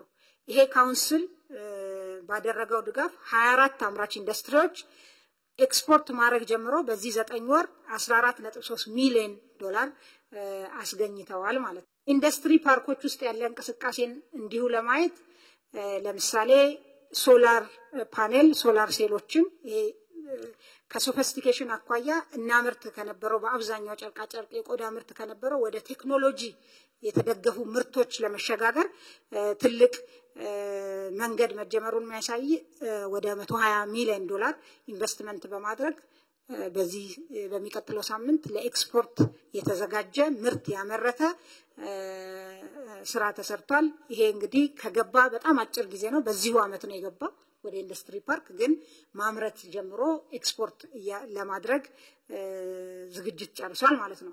ሌላው በስራ ላይ በኮንስትራክሽን ላይ ያለው የኢትዮጵያ አየር መንገድና ናሽናል ኢንቨስትመንት ግሩፕ አንድ ላይ በመሆን የአውሮፕላን አካላት በማምረት ለዓለም አቀፍ አየር መንገዶች ለማቅረብ ስራ ለመስራት ነው። ይሄ እንግዲህ በኢንዱስትሪ ፓርክ ውስጥ ቂሊንጦ ነው። ቂሊንጦ ኢንዱስትሪ ፓርክ ውስጥ ነው ያለው። ኦሬዲ ኮንስትራክሽን ላይ ነው ያሉት ማለት ነው። ሌላው ተሽከርካሪ የሚያመርቱ እንደዚሁ በዚህ 9 ወር የኤሌክትሪክም የነዳጅም የሚያመርቱ ወደ ስራ ገብተዋል። በጣም በግብርናው አዲስ ቴክኖሎጂ አርቲፊሻል ኢንተለጀንስ በመጠቀም ይሄም ቂሊንጦ ኢንዱስትሪ ፓርክ ውስጥ ያለ ነው። በቨርቲካል ፋርሚንግ እንጆሪ ያመረተ ለውጭ ገበያ ለሀገር ውስጥና ለውጭ ገበያ የሚያቀርብ ድርጅት ነው። በአጠቃላይ ባለፉት 9 ወራት 17 አዳዲስ ኢንቨስተሮች 17 ሼዶችን ይዘዋል። 55 የሚሆኑ አዲስ የገቡ ባለሀብቶች አሉ። በክቡር ጠቅላይ ሚኒስትር በተሰጠ አቅጣጫ የኢንዱስትሪ ፓርኮች ውስጥ የሀገር ውስጥ ባለሀብቶች ገብተው እንዲሰሩ አቅጣጫ በመቀመጡ ምክንያት አሁን በዚህ አመት ብቻ 41 የሚሆኑ የሀገር ውስጥ ባለሀብቶች ወደ ኢንዱስትሪ ፓርክ ገብተዋል ማለት ነው። 11 ደግሞ የውጭ ባለሀብቶች ናቸው ከ55ቱ ማለት ነው። ሌላኛው የኢምፖርት ሰብስቲቱሽን ወሳኝ ግባችን ነው። እንደምናውቀው ከውጭ የሚመጡ እቃዎችን የመተካት ባለፉት 9 ወራት ወደ 3 ቢሊዮን የሚጠጋ ምርቶች በሀገር ውስጥ ተተክቷል። ለምሳሌ ምግብና መጠጥ አምና ከገባው በ40 በመቶ የቀነሰ ነው የገባው ዘንድሮ። ሜዲካል ጎዝን ብንመለከት በ69 በመቶ የቀነሰ ነው የገባው። ጂንስ ልብስ ወደ 8 በመቶ ከአምናው የቀነሰ ነው የገባው። ስለዚህ ይሄ ስራ ተጠናክሮ መቀጠል አለበት። በሌሎቹ ምርቶች ከንግድ አኳያ ለምሳሌ ኤክስፖርት ያደረግናቸውን ምርቶች በቶን ስንመለከት ከአምናው ጭማሪ ያለው ነው ያደረገው ማለት ነው። ኤክስፖርት ወደ 743,000 ቶን በላይ አድርገናል። አምና 663,000 ቶን ነው ኤክስፖርት ያደረግነው። ይሄ ንግድ በማገለባበጥ የሚጨመርን እሴት የሚያሳይ ነው። ሌላው አገልግሎት ዘርፍ ላይ ትልቅ ሚና ያላቸው የኢትዮጵያ አየር መንገድና ኢትዮ ቴሌኮም ናቸው። ከገበያ አኳያ የኢትዮጵያ አየር መንገድ አምና 298 ቢሊዮን ብር ነው የነበረው አምና፣ ዘንድሮ 708 ቢሊዮን ብር አሳክቷል።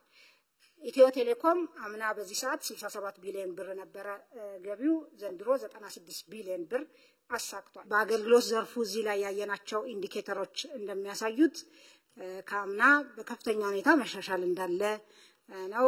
በተለይ እንደ ቱሪዝም ፕሮዳክት ወይም እንደ ቱሪዝም ጉዳይ አድርገን ማናየው የነበረ ከቅርብ ጊዜ ወዲህ ትኩረት ሰጥተን እየሰራን ያለነው የኮንፈረንስ ቱሪዝም ጉዳይ ነው። ኮንፈረንስ ቱሪዝም ውጤታማነትን ለማሻሻል የኩነት የማስተናገድ አቅምን በማሳደግ በመሰረተ ልማትም የኩነት ማስተናገጃ መሰረተ ልማቶችን አገልግሎት አሰጣጥን በማሻሻል የኢትዮጵያ አየር መንገድም እንደዚሁ በጣም ለዚህ ከፍተኛ እገዛ ከፍተኛ ውጤታማ ማለት ነው እገዛ በማድረግ ትልቅ ውጤት ማምጣት ተችሏል እንደምታስታውሱት አዲስ ኢንተርናሽናል ኮንቬንሽን ሴንተር በዚሁ 9 ወር ነው የተመረቀው በእነዚህ ስራዎች ምን ተገኘ ብለን ብንል በሀገራችን የተካሄዱ ዓለም አቀፍ ኩነቶች አምና በ9 ወር 19 ብቻ ነበሩ ዘንድሮ ወደ 66 የሚሆኑ ዓለም አቀፍ ኩነቶችን አስተናግደናል በአጠቃላይ ወደ 193000 በላይ ተሳታፊዎች ተሳትፈዋል ከዚህ ውስጥ የውጭ ተሳታፊዎች ከ26255 አካባቢ የሚሆኑ ተሳታፊዎች ነበሩ ማለት ነው የዓለም የቱሪዝም ድርጅት ባወጣው መረጃ መሰረት ኢትዮጵያ በቱሪስት ፍሰት መጨመር ከአመት ወደ አመት ማለት ነው ከአፍሪካ ትልቁን ደረጃ ይዛ ነው ያለችው ማለት ነው ይሄ አጠቃላይ ቁጥሩ ላይ ገና ብዙ ስራ መስራት ቢጠበቅብንም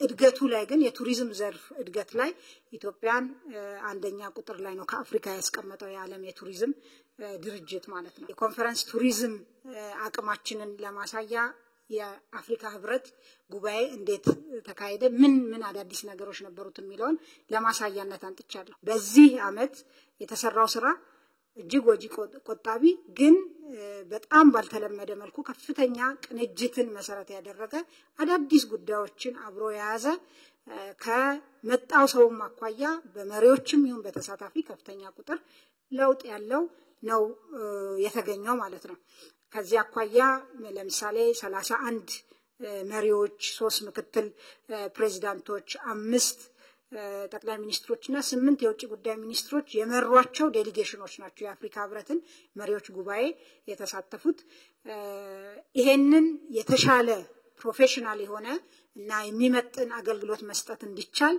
ከዚህ በፊት ያልነበረ 53 የሚሆኑ የመሪ ባልደረቦችን ቋንቋ ባገናዘበ መልኩ በጎ ፈቃደኛ ፕሮቶኮል ካዴትስ በማሰልጠን መሪዎቹ ሁሉ በመሰከሩት ሁኔታ በጣም የተሻለ አገልግሎት መስጠት ተችሏል ማለት ነው አጠቃላይ 17000 በላይ እንግዶች ተሳትፈዋል 12000 በላዩ የውጭ እንግዶች ናቸው ማለት ነው 57 ልዩ ፕሬዝዳንታዊ ቻርተርድ አገልግሎት በረራ ፈቃድ ተሰጥቷል ይሄ የኢትዮጵያ አየር መንገድ የነበረውን በረራ ሳያስተጓጉል ማለት ነው ይሄንን ያደረገው ኩነት የማስተናገድ አቅማችንን ደረጃችንን ማሳየት ተቻልንበት በዚህ ሂደት ውስጥም ከፍተኛ ትምህርት የተማርንበት ስራ ተሰርቷል ማለት ነው ሌላኛው እንግዲህ የአገልግሎት ዘርፍ ላይ የዲጂታል ኢኮኖሚው ወሳኝ አመላካቾችን እንመልከት ዲጂታል ኢኮኖሚው ፍሎሪሽ እንዲያደርግ ኢኮሲስተሙ ላይ መስራት ያስፈልግ በመሆኑ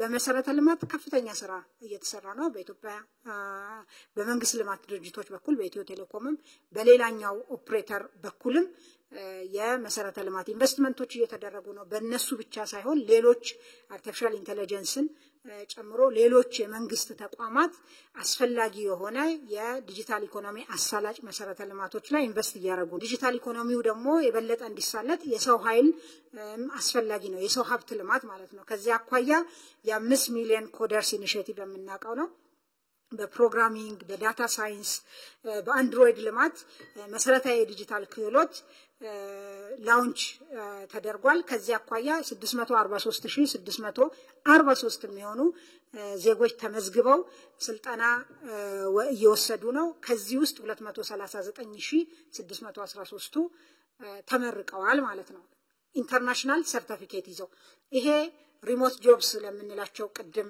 ማይክሮሶፍት ለማክዶናልድ ይሰራሉ እዚህ ሆነው የምንላቸው ልጆች ውስጥ የሚካተቱ ያ አቅም እንዲሰፋ የሚያደርጉ ልጆች ወይም ወጣቶች ናቸው ማለት ነው የኢንተርኔት ተጠቃሚዎች ቁጥር 50.2 ሚሊዮን ደርሷል የሞባይል ተጠቃሚዎች ቁጥር 86.6 ሚሊዮን ደርሷል የቴሌብር ደንበኞች 52 ሚሊዮን በላይ ሆነዋል ማለት ነው ሌላው የዲጂታል ኢኮኖሚ ወሳኝ ምሰሶ ፋይዳ ነው የዲጂታል አይዲ ፕሮጀክታችን ማለት ነው ከዚህ አኳያ በ2020 መጨረሻ ላይ 90 ሚሊዮን ዜጎች ዲጂታል አይዲ እንዲኖራቸው እቅድ ተይዞ እየተሰራ ነው። በ2017 23 ሚሊዮን ለማድረስ ታቅዷል። አሁን ላይ 14 ሚሊዮን ዜጎች ዲጂታል አይዲ ወስደዋል። ከ55 በላይ ተቋማት ትስስር በመፍጠር ለሌሎች ተቋማት የመረጃ ምንጭ በመሆንና የማረጋገጥ አገልግሎት ይሄ ኦፊስ እየሰጠ ይገኛል ማለት ነው። የፋይዳ ሌላኛው ፋይዳ ደግሞ ኢትዮጵያን በዲጂታል ኢገቨርንመንት ሪፖርት ላይ በፋይዳ ምክንያት ብቻ በ10 ደረጃ ጃምፕ እንድታረግ እንድትዘል አድርጓታል ማለት ነው። እንድትቀድም 10 ሀገሮችን። ይሄ የዩኤን ሪፖርት ነው ባለፈው የወጣ እንደምታውቁት። ፋይዳ ይሄን ኮንትሪቢዩሽን አለው። በዚህ ለምሳሌ እንደው ዘርዘር አድርገን አንዳንድ ጉዳዮችን ብናይ በሀገር ውስጥ በለማ ዲጂታል ሲስተም 35 ሚሊዮን ዶላር ወጪ ማስቀረት ተችሏል። በኢትዮጵያ ደረጃ የኢትዮጵያ ደረጃ ቅድም እንዳልኩት ከነበረበት በ10 ከፍ ብሏል። ገቢዎች ከፋይዳ ጋር ተሰናስሎ መስራት በመጀመሩ በየአመቱ ላይሰንስ ለማደስ ያወጣ የነበረውን $100,000 አስቀርቷል። 33ቱም ባንኮች አሁን ከፋይዳ ጋር እየሰሩ በመሆናቸው የፋይናንስ ሴኩሪቲን ከማረጋገጥ አኳያ የራሱ ትልቅ ሚና ተጫውቷል ማለት ነው። ሌላኛው ፒላር የቢዝነስ አሰራርና ኢንቨስትመንት ምቹ ሁኔታን ከመፍጠር አኳያ እየተሰሩ ያሉ ስራዎች አሉ። ለምሳሌ የሎጂስቲክ ዘርፍ ማሻሻያዎች ለ3 መልቲሞዳል ትራንስፖርት ኦፕሬተሮች ዘርፉ ሊብራላይዝድ ሆኗል፣ ፍቃድ ተሰጥቷል። በኮንቴነር አሽጎ የመላክ ምጣኔን 64 በመቶ ማድረስ ተችሏል። የመርከቦች የወደብ ላይ ቆይታ 12.6 ቀናት ሆኗል ማለት ነው። ሌላው የንግድ አሰራር ማሻሻያ ነው። በዚህ ፒላር ውስጥ የሚታየው እንደምታስታውሱት የጅምላና ችርቻሮ ንግድን ለውድድር ክፍት አድርገናል፣ ሊብራላይዝ አድርገናል። ያ ከተደረገ በኋላ ወደ 260 በላይ የውጭ ኢንቨስተሮች ፍላጎት አሳይተዋል። 79ኙ ይሁንታ አግኝተዋል። 57ቱ በገቢ ንግድ፣ 22ቱ ደግሞ በወጪ ንግድ ነው ፍቃድ ያገኙት። 40 ከዚህ ውስጥ ፍቃድ አውጥተዋል። ከ40 ውስጥ 27ቱ ገቢ የኢንቨስትመንት ፍቃድ አውጥተዋል ማለት ነው። 27ቱ በገቢ 17ቱ በወጪ ንግድ 8 የሚሆኑት ከነዚህ ውስጥ በገቢ ንግድ ተሰማርተው የተለያዩ ምርቶችን ማምጣትና ማቅረብ ጀምረዋል ማለት ነው። 5ቱ ደግሞ በወጪ ንግድ ፍቃድ ያወጡት የወጪ ንግድ ስራ ውስጥ መሳተፍ ጀምረዋል ማለት ነው። ከንግድ ማሳለጥ አኳያ ሌላኛው የትሬድ ፋሲሊቴሽን ስራ፣ የጉምሩክ የረቨኑ እና ሌሎች የዲጂታላይዜሽን ስራዎች፣ የታክስ መክፈልን ለማቅለል ኢፋይሊንግ ኢፔመንት ስራዎች እየሰፉ ይገኛሉ ማለት ነው። አራተኛው ፒላር ታስታውሱ እንደሆነ ከሆም ግሮን ኢኮኖሚክ ሪፎርም ወይም ከሀገር በቀል ኢኮኖሚ ማሻሻያው ላይ ያሳየኋችሁ የመንግስት አገልግሎትና የሲቪል ሰርቪስ ማሻሻያ ነው። ከዚያ አኳያ አዲስ ፖሊሲ አጽድቀን ወደ ስራ መግባታችንን ታስታውሳላችሁ። ከያን ፖሊሲ የሚያስፈጽሙ አዋጆች፣ ፍኖተ ካርታ፣ ስትራቴጂዎች፣ ማኑዋሎች ተዘጋጅተዋል። እነዛ እንግዲህ የጸደቁ ማኑዋሎች፣ የጸደቁ አዋጆች፣ የጸደቁ ፖሊሲዎች ወደ ስራ ገብተዋል። ይሄን ፖሊሲ ለማስፈጸም ከፍተኛ አቅም ግንባታ ስራዎች ተሰርተዋል። የፌደራል ተቋማት አመራሮች በቅርብ እንደምታስታውሱት ከዚህ ቀደም ከተደረገው በተጨማሪ ስልጠናዎች ተሰጥተዋል። ወደ ሪፎርም የገቡ 8 ተቋማት ሰራተኞች በተደጋጋሚ ስልጠና ተሰጥቷል። በሀገር ደረጃ የፌደራልና የክልል ሰራተኞችና አመራሮች በአጠቃላይ ለ753,000 ሰዎች ስልጠና ተሰጥቷል። ዲጂታይዝ ማድረግ አንዱ የሪፎርሙ አካል በመሆኑ ሲቪል ሰርቪስን መረጃ የማደራጀት ማዘመንና ጥቅም ላይ የማዋል ስራ ተሰርቷል። በተለይ የኢስሚስ የስራን የኢንተግሬትድ ሲቪል ሰርቪስ ማኔጅመንት ኢንፎርሜሽን ሲስተም ነው። በኤፒአይ ከተለያዩ ስርዓቶች ጋር የማገናኘት ስራ ጅምር ተሰርቷል። ዲጂታይዝ የማድረግና መረጃዎች በሙሉ በየተቋማቱ በዚህ ሲስተም ላይ የማስገባት ስራ ተሰርቷል። የአገልግሎት አሰጣጥ ስርዓትን ለማሻሻል የመጀመሪያ 8 ተቋማት በመጀመሪያው ዌብ የዝግጅት ምዕራፋቸውን እያጠናቀቁ ይገኛሉ። ሚኒስትራዊ ምልከታዎች አገልግሎት አሰጣጥ ላይ ተደርጓል።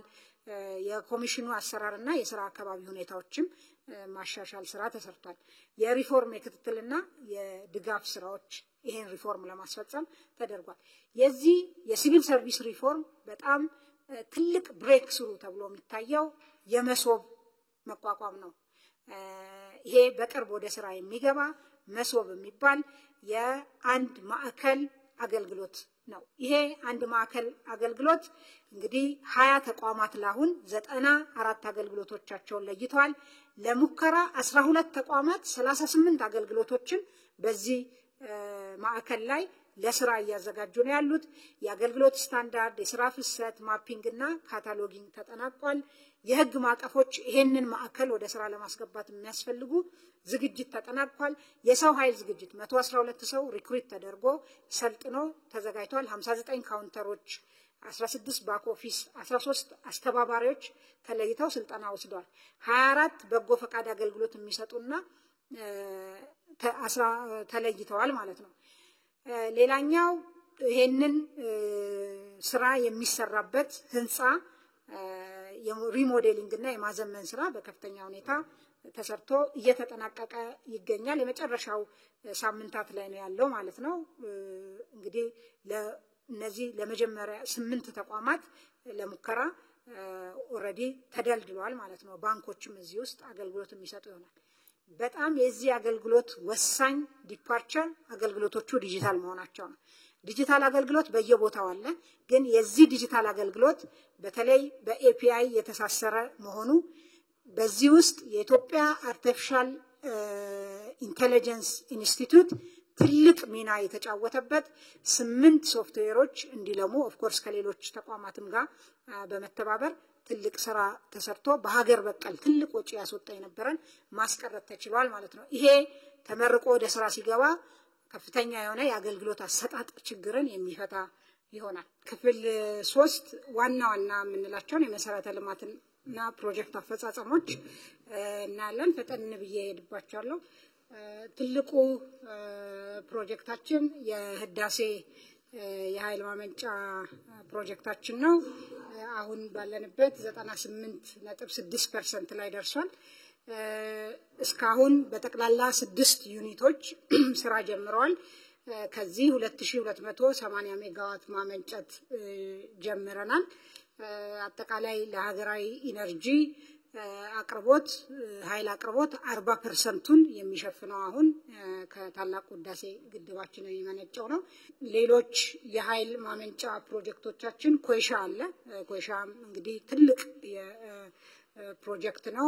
ከአፍሪካ 3ኛ ትልቁ የሚባል ነው።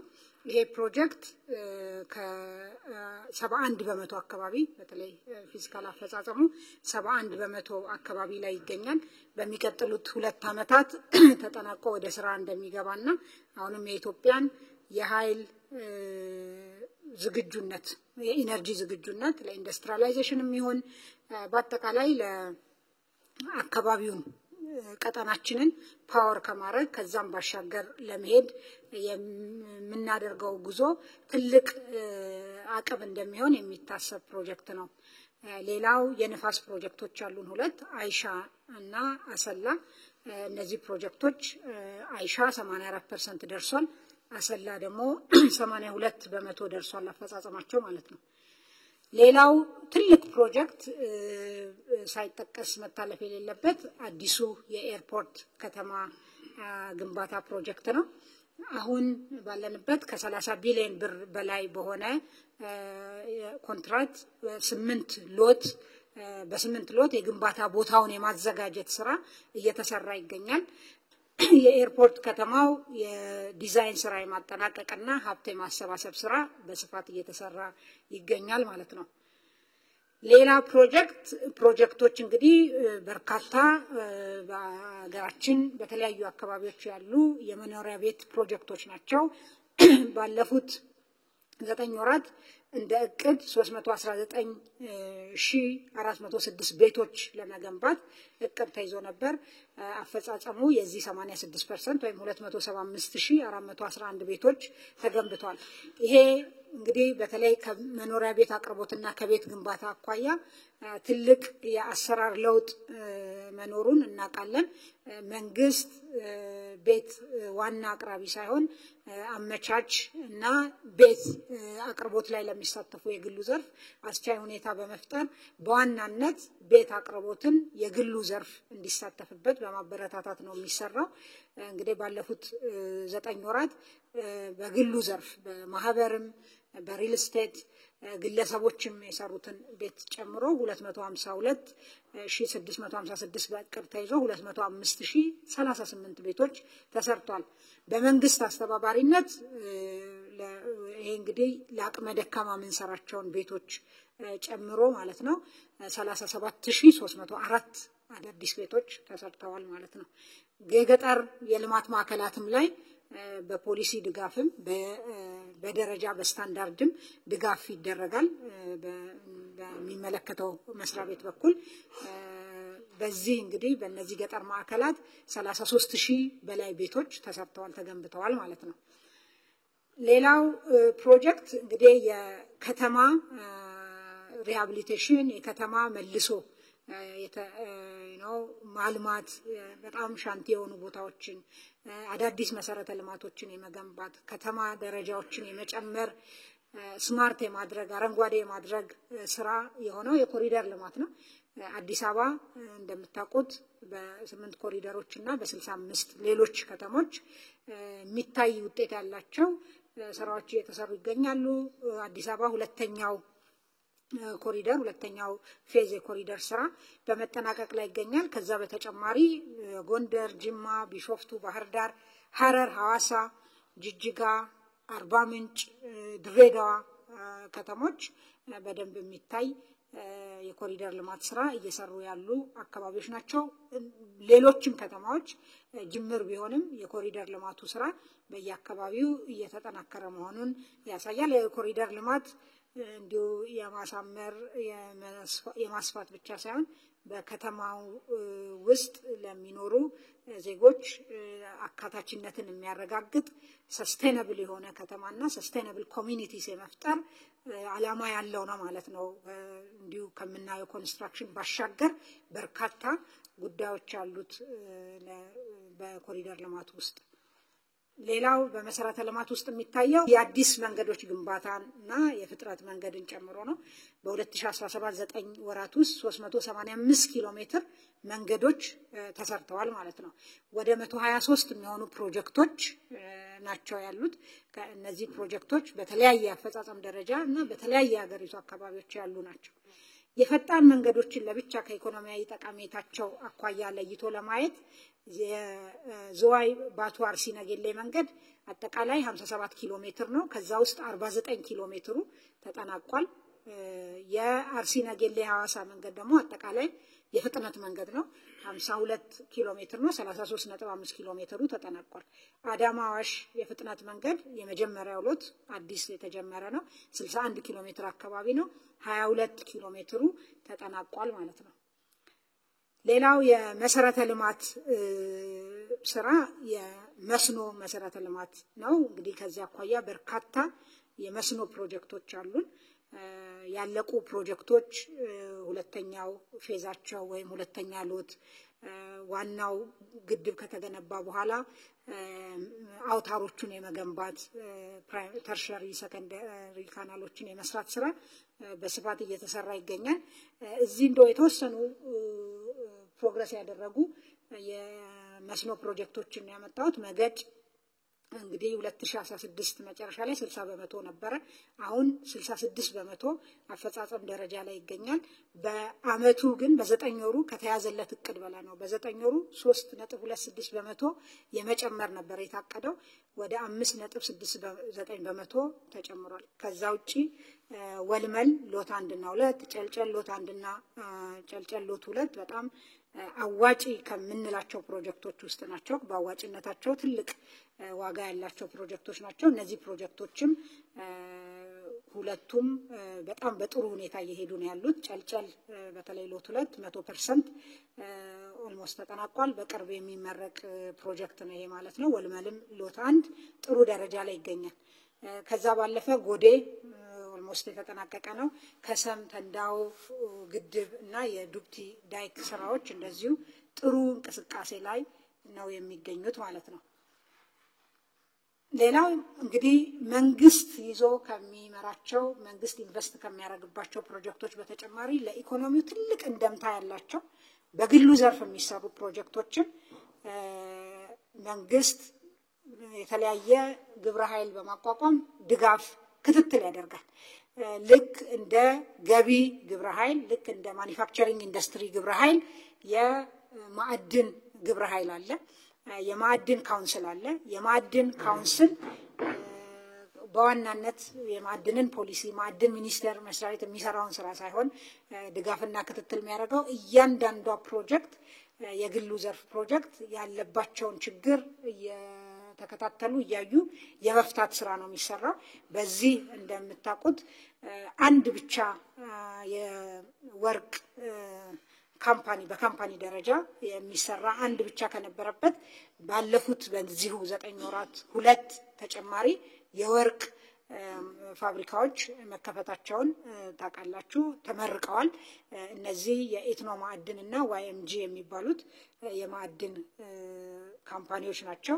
ሌላው ኢዛና ማዕድን የሪሃቢሊቴሽን ስራ ሰርቶ መልሶ ግንባታውን አጠናቋል። የሙከራ ምርት ላይ ነው የሚገኘው ማለት ነው።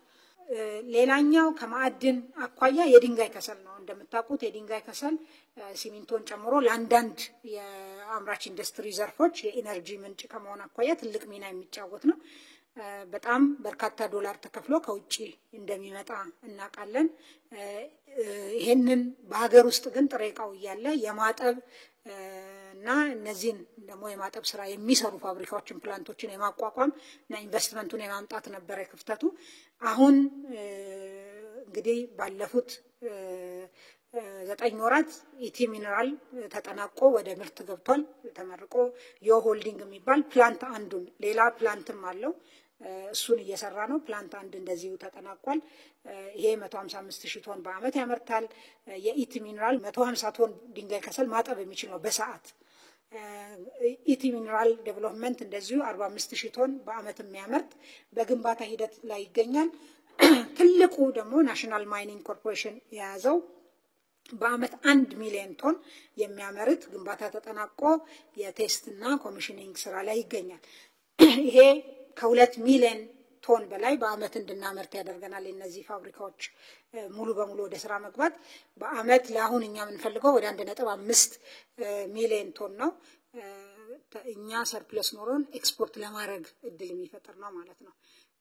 ሌላው የሲሚንቶ ነው። ሲሚንቶ እንደምናውቀው ልክ ሌሎቹን ፋብሪካዎች የኢንቨስትመንቶች የግል ዘርፍ ተደግፈው ወደ ስራ እንዲገቡ ችግሮቻቸው እንዲቀረፉ እንደተደረገው ለሚ ናሽናል ሲሚንቶም እንደዚሁ በጣም በመንግስት ክትትል ድጋፍ ወደ ስራ ገብቶ እስካሁን ከተመረቀ በኋላ ከ700,000 ቶን ሲሚንቶ በላይ አምርቷል። ሌላው ፓዮኒር ሲሚንቶ ነው። የማስፋፊያ ስራ የማምረት አቅሙን ወደ 600,000 ቶን ለማሳደግ ስራ ጀምሮ ነበር። ከ3 ወር በኋላ ይመረቃል ፕሮጀክቱ ያለበት ሁኔታ የሚያሳየው ማለት ነው። እንግዲህ ስለ ዋናውና ፕሮጀክቶች የናክል ካልኩኝ ከዘላቂ ልማት አኳያና ማህበራዊ አካታችነትን ከማረጋገጥ አኳያ ምን እንደተሰራ አነሳለሁ። በአብዛኛው ማጣቀሳቸው ቁጥሮች የዩኤን ተቋማትና ሌሎች ያወጧቸውን በወሳኝ ኢንዲኬተሮች በአካታችነት አመላካቾች ያነሷቸውን እና ያወጧቸውን ሪፖርቶችንም እንደማጣቀሻ እጠቅሳለሁ ማለት ነው።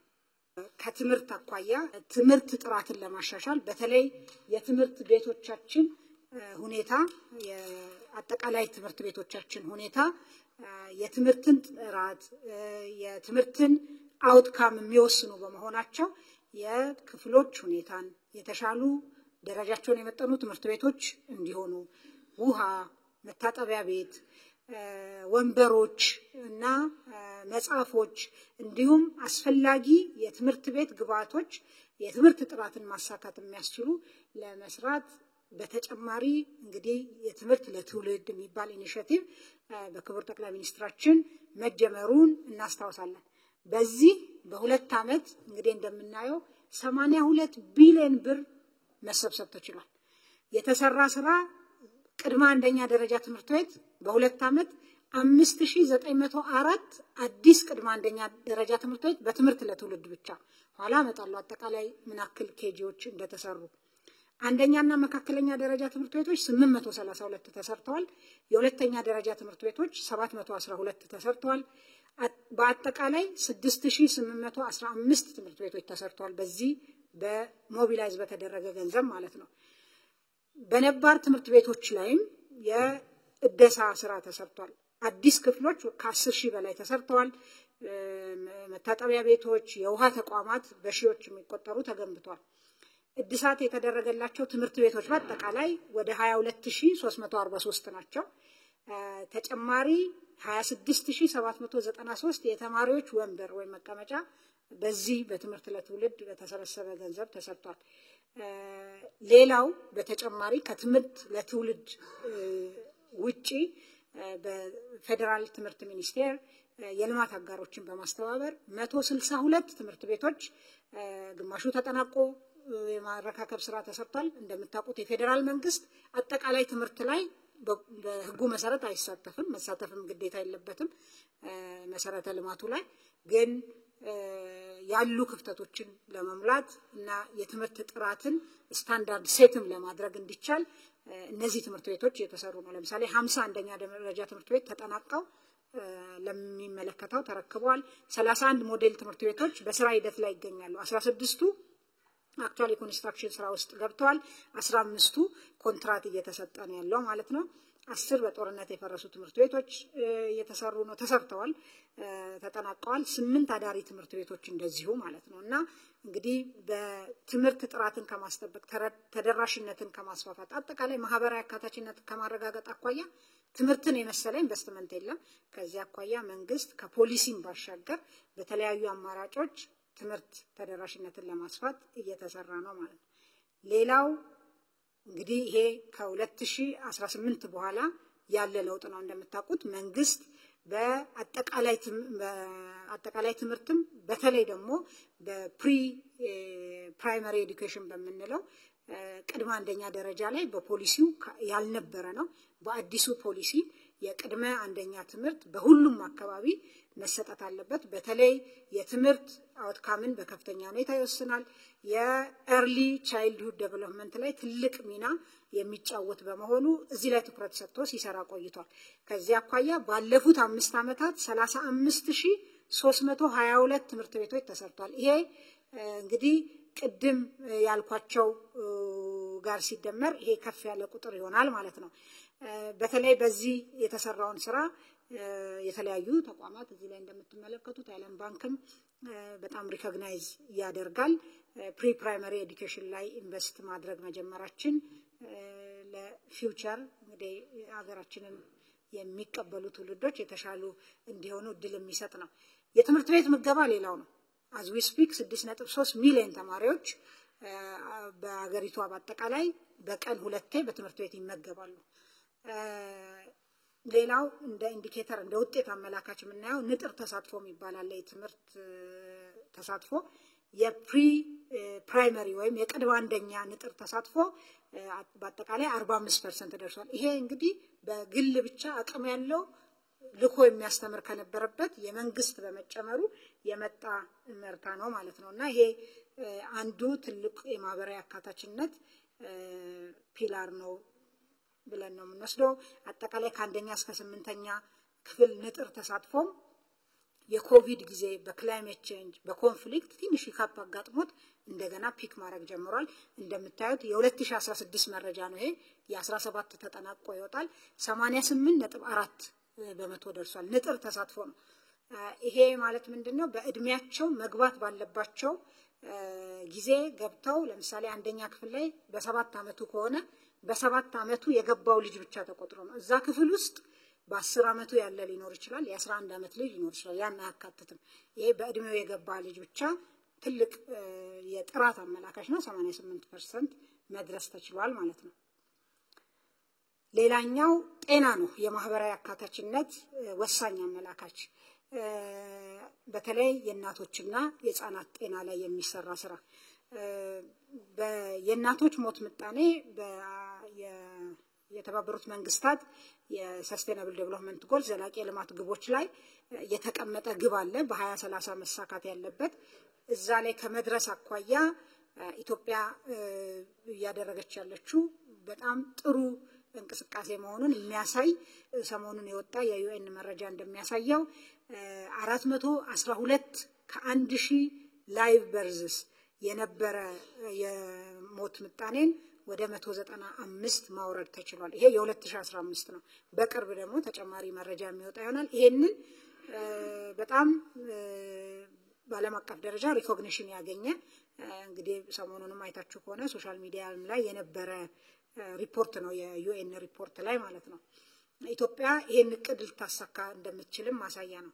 ሌላው የህፃናት ሞት ምጣኔ ነው። ከመቀነስ አኳያ ከ1000 ላይቭ በርዝስ 67 ከነበረበት በ2015 47 ደርሷል። ይሄ ፈርዘር እየቀነሰ መሄድ የሚኖርበት ነው። በዚህ ዘርፍ ላይ የሚደረገው የጤና ተቋማት ተደራሽነት ከፍተኛ ለውጥ ነው ያመጣው።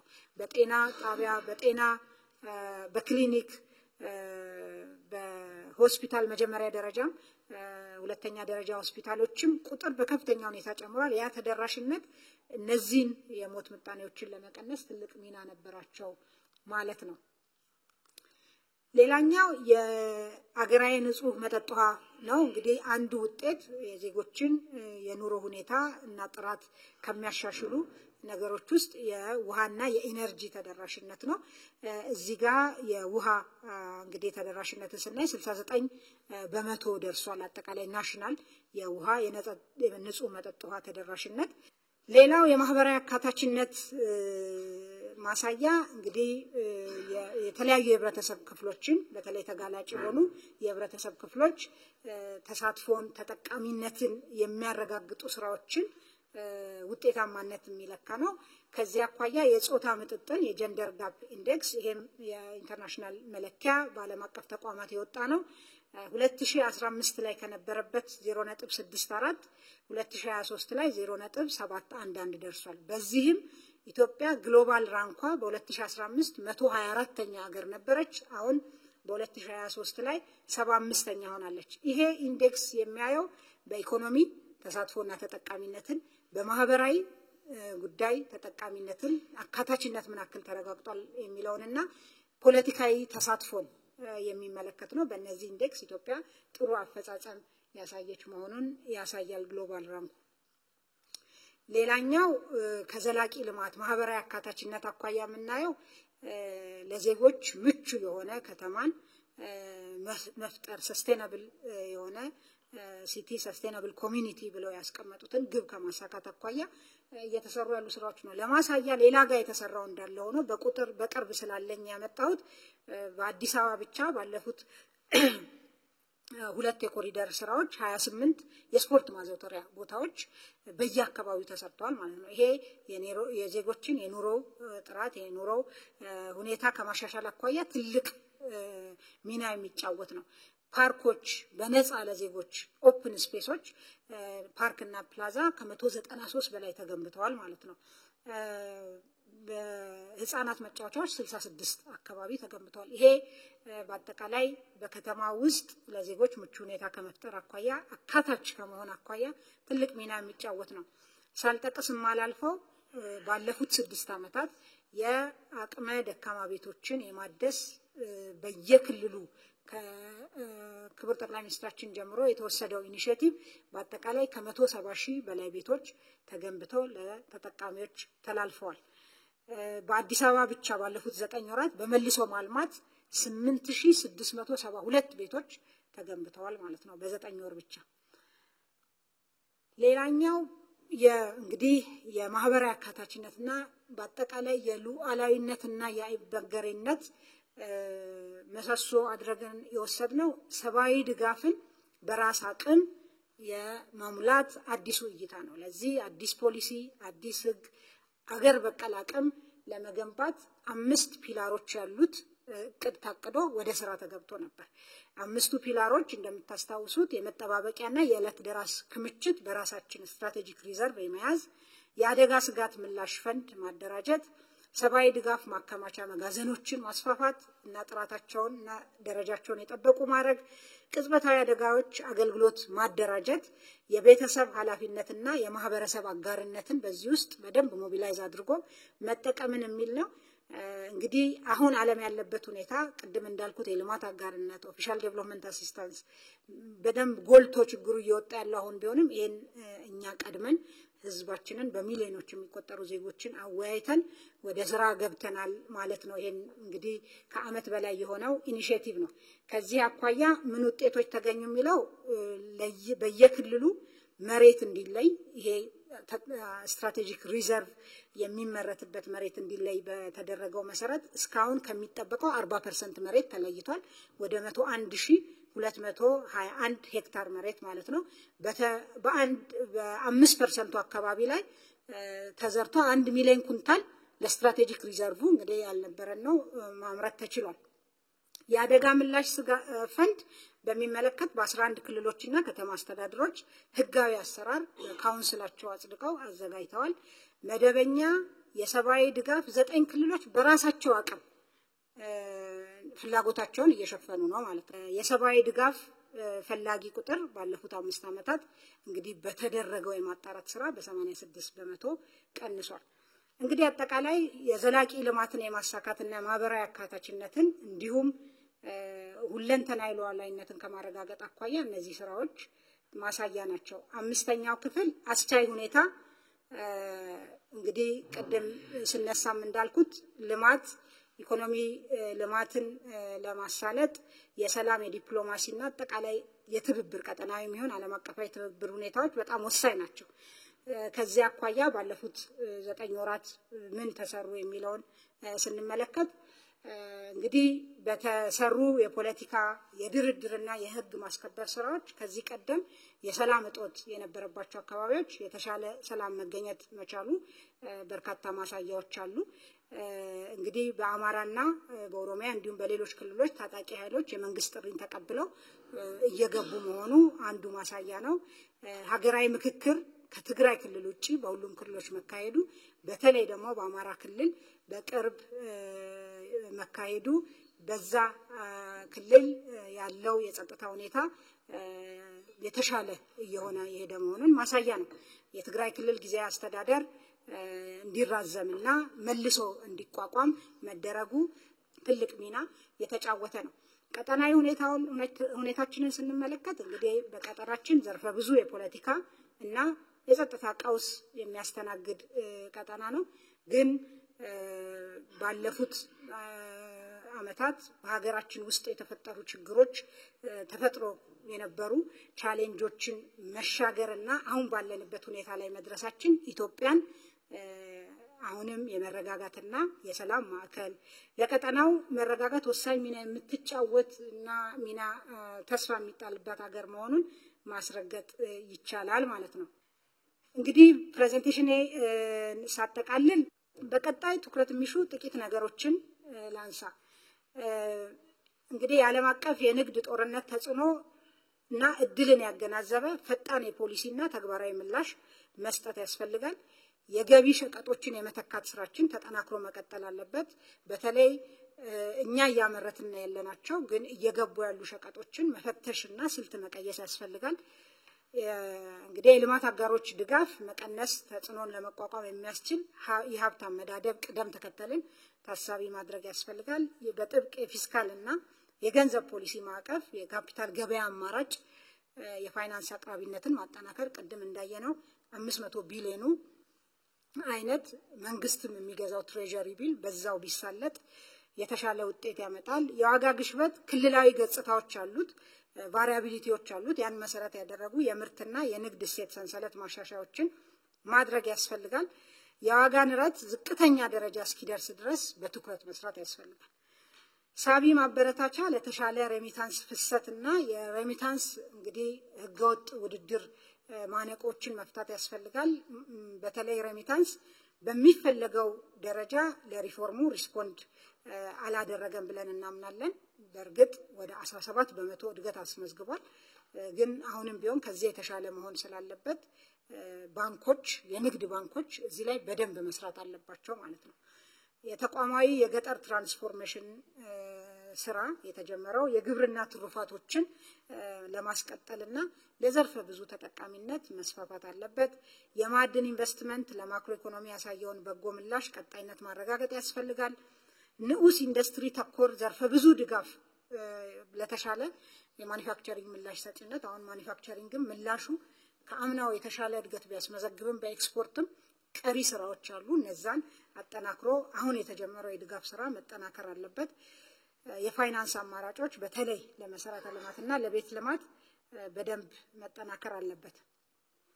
የሲቪል ሰርቪስ ሪፎርም ስራዎች የቶሎ ውጤት የሚገኝባቸው እርምጃዎችን አሁንም ማስፋት፣ የሚነሱ የታክስ አስተዳደር ጉዳዮች ላይ በትኩረት መስራት ያስፈልጋል። የታክስ ፖሊሲ ማሻሻያዎች፣ የታክስ አስተዳደርን ማዘመን፣ ብልሹ አሰራሮችን እየፈቱ መሄድ ይጠይቃል ማለት ነው።